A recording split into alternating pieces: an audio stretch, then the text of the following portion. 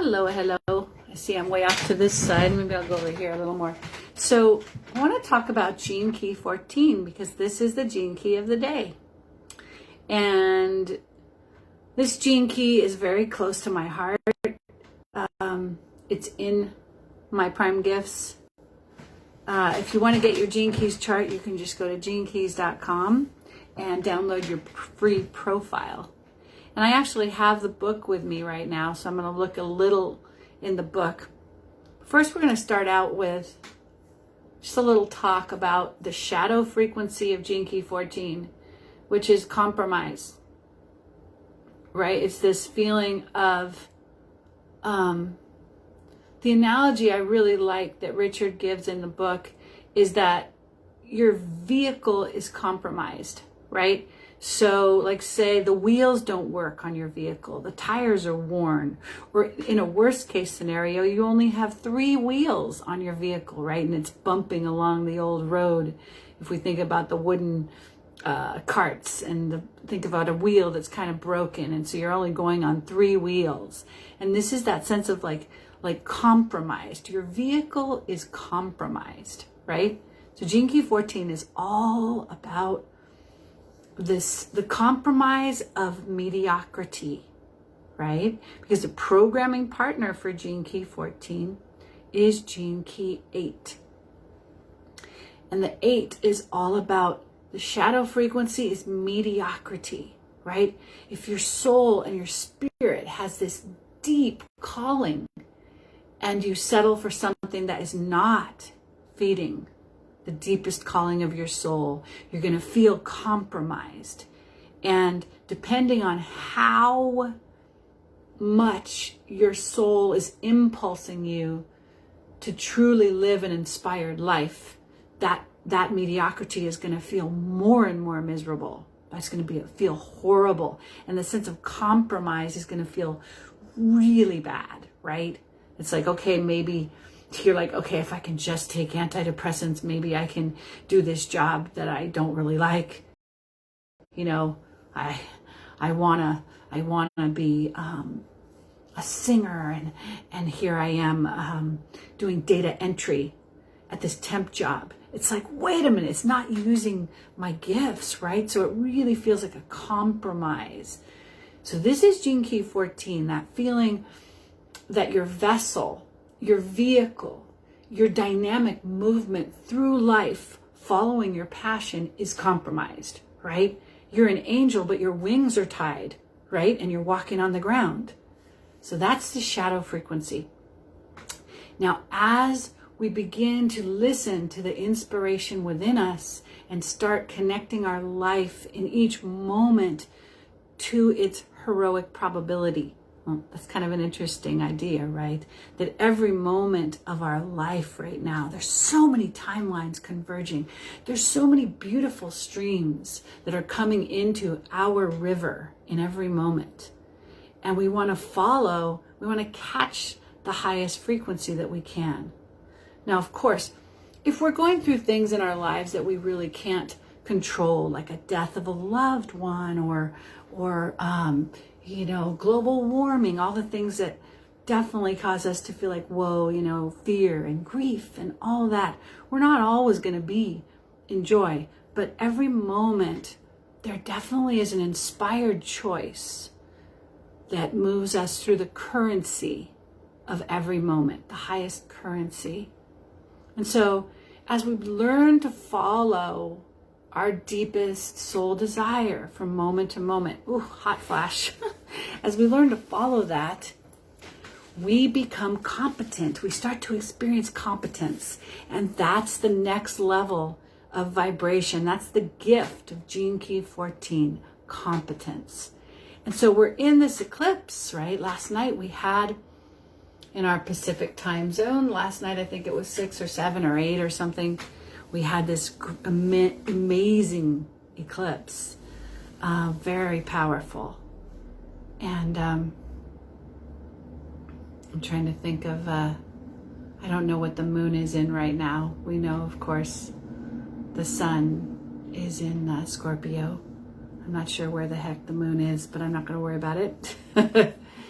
So bounteousness, doing the thing that we love to do, moves us to the Siddhic frequency, the highest frequency, which is bounteousness.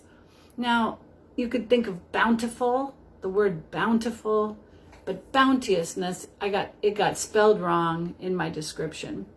But bounteousness is just that feeling of infinite abundance, right? Like it's spilling out all over. Just that fountaining out. It's so full of itself that it's fountaining out all over. Bounteousness. So Gene Key 14 is telling us that we can move from this rather low frequency of compromise, right? I want to make sure that that's the shadow. I'm going to look it up. We can move from that low frequency of shadow, compromise, to by following our desire. Did I forget my book? Oh man, I forgot my book. It doesn't matter. I think I have it pretty well. That we can move from that place of feeling compromised to that place of bounteousness by way of following that which we're truly competent in, right? Like, I'm not an expert in astrology, and I'm not an expert in like swimming and all that. I think of a million things that I'm not expert in and that are really not part of what I truly came to give and share with the collective of humanity and the beautiful animal and mineral and plant kingdom. What I came, to be in my bounteousness is an artist and creator of music that reflects the spontaneous passion of joyful awakening, right? And that moves people in times of grief, in times of joy, to create and be a bard, a musician, a storyteller, and a prophet of the ascension timeline. So those are my particular expertise. When I do that, I find my competence. And as I settle into my competence, I rise into that bounteousness, right? Where it's just overflowing. So this is Gene Key 14. Isn't it a beautiful key? It's people who have the Gene Key 14 in their one of their 13 spheres of their profile are very sensitive to needing to follow their passion, their particular passion in life, and not just over a large span of time, but in every moment they must live a life where they're following their passion. And so there's this feeling of compromise is going to be like a thorn in their shoe, saying you're not doing what you came to do, you're not doing it. And it basically means that which brings you joy, that which really brings you joy when you're doing it. It's not like rocket science, right? Well, actually, for some people, their competence is rocket science, and that's where all their joy is, right? So it's interesting. And so looking at that programming partner, Gene Key 8, mediocrity is misery for someone who carries the 14, right? It's got the sense of following the passion, finding the sweet spot. It's like the emperor's new groove, finding your new groove in every moment even. But living by what you love. And in our lifetime, there's such a focus on like, what's your purpose and what are you here for? And how do you market that? And how do you sell that? And where's your online course? And have you sold your CD? And it's so connected to this, marketing and making it happen. And Gene Key 14 is telling us that when we live in an inspired state from moment to moment, that our life will open into ever greater bounteousness, ever greater bounty. And it's interesting because when the cell is in the womb and the embryo is in the womb, there are commands as the baby is being born. The baby's implanted into the mother, and the command that Gaia gives the baby. Hi, Cynthia, nice to see you. The command that Gaia gives to the baby once it's implanted. There's a bunch of commands to get it through conception and to get it to the womb wall. But once it gets to the womb wall, this is what Mother Gaia commands into that embryo. It says, be happy, be happy, be bounty, be life. So it says, be happy, be bounty, be life. Isn't that a beautiful command?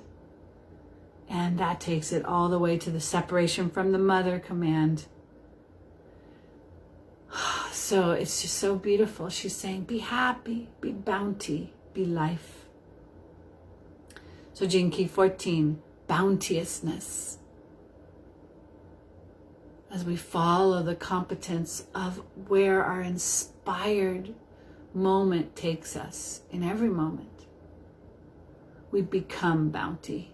We open to fields of ever greater bounty, right? And I remember I wrote a song, be happy, be happy, be happy, be happy, be life, be life, be life, be life, be bounty, be bounty, be bounty, be bounty, be life. So this beautiful 14 is here in this great eclipse. And last night I tasted this bounteousness, like multiple flavors of exquisite joy, like a jewel of all different colors was uniting and communing just through my body. It was like I woke up as if I had feasted upon these colorful harmonics of exquisite bounty. And it's interesting that we're in the 14. It's that experience of bounty. And I interpreted, when I woke up, I was like, okay, I think that's the new earth. I think that was showing me the convergence of all the DNA lines in all 12 tribes of our human genome were converging in this unity consciousness of the new earth. I feel like the new earth went through another level of conception last night. I don't know if you guys felt that. Yan Li and Sunjia, did you guys have any sense of like super, just harmonic, delicious glory last night? That's what happened for me.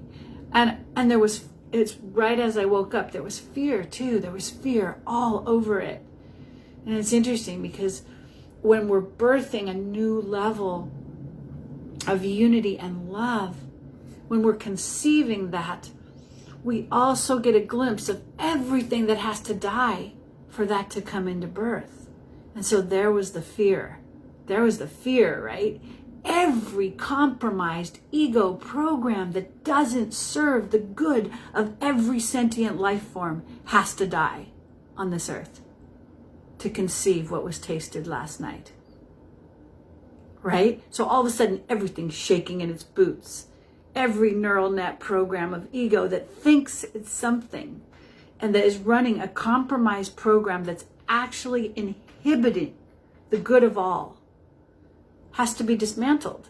And so there was this incredible taste of new, bountiful, glorious essence. And there was terror all around it. Like what do they call it? Like, well, we could think of just the shell of the egg, this bountiful, beautiful chick that's inside, but it has to bust through and vaporize all fear. All fear will have to be vaporized.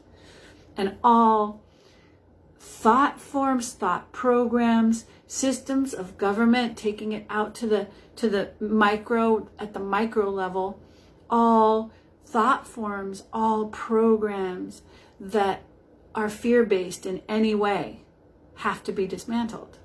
Really, that's really huge, isn't it? It's just huge. Cynthia says, very confrontational dreams last night. Saying what you truly feel to certain people. Oh, yeah. Standing up and facing these people who are judging me. Wow, yeah. Yeah, Cynthia, I hear you. And the first thing that I would say to that, like the first thing that comes to mind is to look at where inside of your being are you judging yourself, right? Really look at that, because law of attraction, right? Law of attraction. There is no outside. It's all the inside. And it's possible that if you use these situations where you're feeling judged to take you toward the wound of your own, any self-judgment within, once you clear that within, you won't even care. You will not care what anyone thinks about you on the outside. Like you know what I mean? You really won't care. One iota. So, you know, what makes it sting in relationship is when someone is doing, excuse me, someone is engaging in the same pattern that you're engaging in with yourself. And then once you clear it with the self, it doesn't sting anymore. You just look at that person and you're like, wow. Doesn't feel good to judge, you know, and you have compassion, right, for them. Doesn't feel good to judge. But of course, right, if you have to take your empowerment, you have to take your empowerment back and give that judgment back to them. I remember when I worked with my shaman, we did a practice called give back and let go. That was the practice. And it was basically everything that they had put upon you in childhood or in your present moment, anything that someone, energy that had come towards you from someone else. You're basically like, hey, that's not mine. Take that back. But in order to do that, you have to clear any programs in you that cause you to hook into that program, right? So it's like you got to clean it up inside. Then you give it back, right? Then you give it back and you're like, that's not mine. That doesn't resonate. It's not my resonant pattern anymore. It was, and thank you for showing me. But nope, choosing something different now. Choosing self-love in this area. Choosing self-acceptance, right? And I forget, we were looking at your chart, weren't we? Yeah. Do you have the 25 in your chart? Right? Because that's all about acceptance, you know. Anyway, love. Yeah, letting go. So it's interesting because Gene Key 14 is all about bounty, right?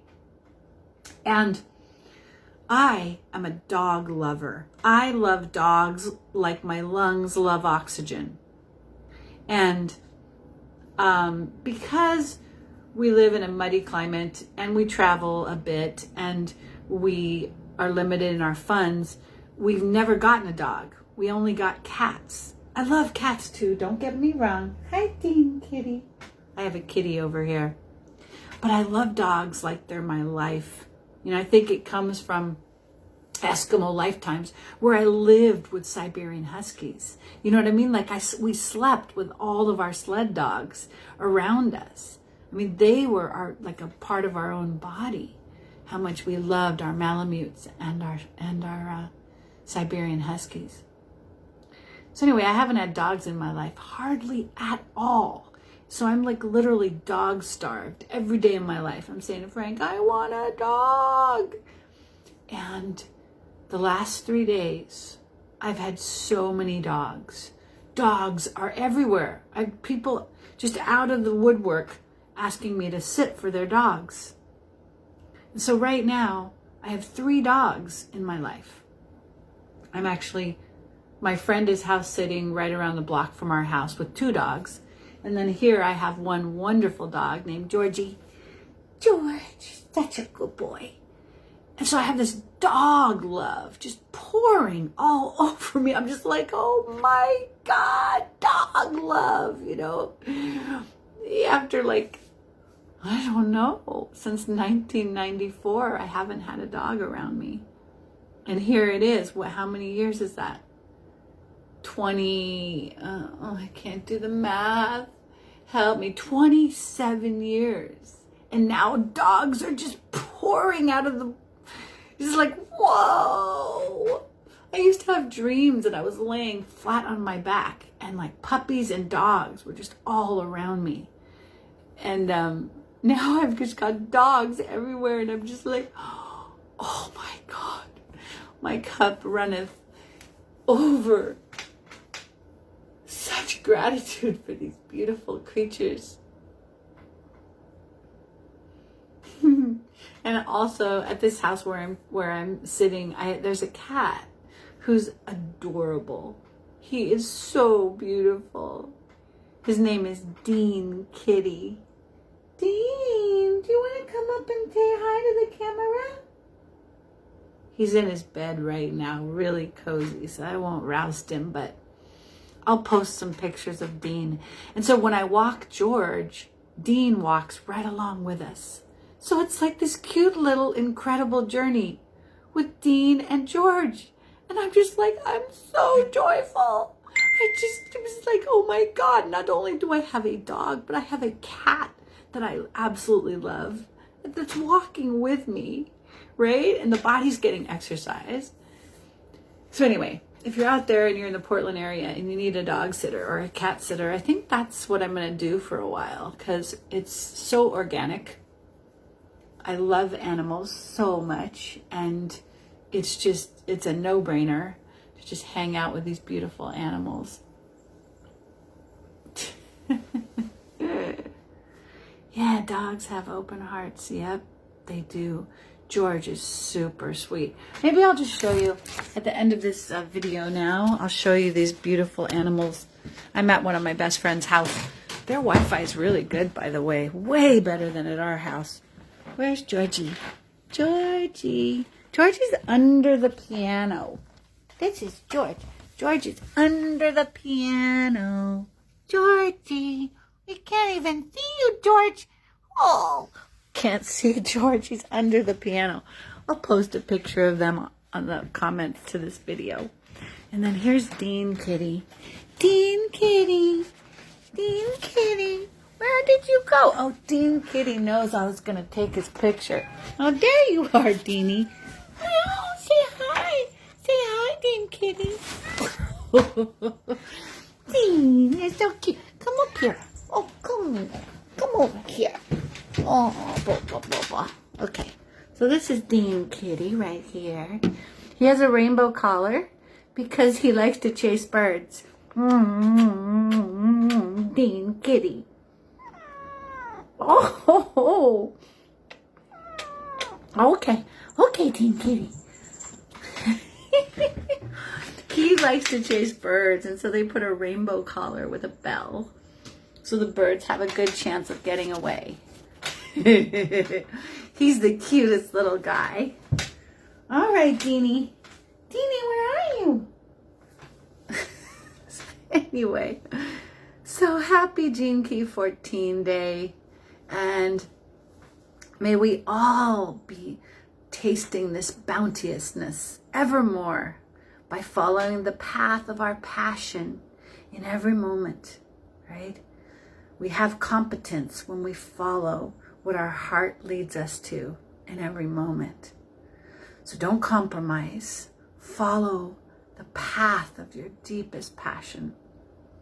And the bounteousness will open evermore. So be bounty, be happy, be bounty, be life. Okay. Sometimes when I don't know what to do, I'll just stop and be like, take a breath, and I'll just ask, what is the highest probability? What is the heroic probability of this next moment. What is that? And then I'll listen. I'll just listen and feel for it. Oh, here comes George. The heroic probability is to get a picture of George. George, come say hi to the camera, Georgie, Georgie, Porgy. Where are you? Okay. Oh, Georgie. Georgie. Georgie. Oh, he's doing downward dog. Georgie, Georgie, Porgy. Georgie, you're too close to the camera. Oh, Georgie, Georgie. Well, anyway, I can't really get a good picture of George. George just did downward dog. Good job, George. All right, I'm going to say goodbye. Bye, Cynthia. Bye, Yun Lee. Take care, guys. Bye.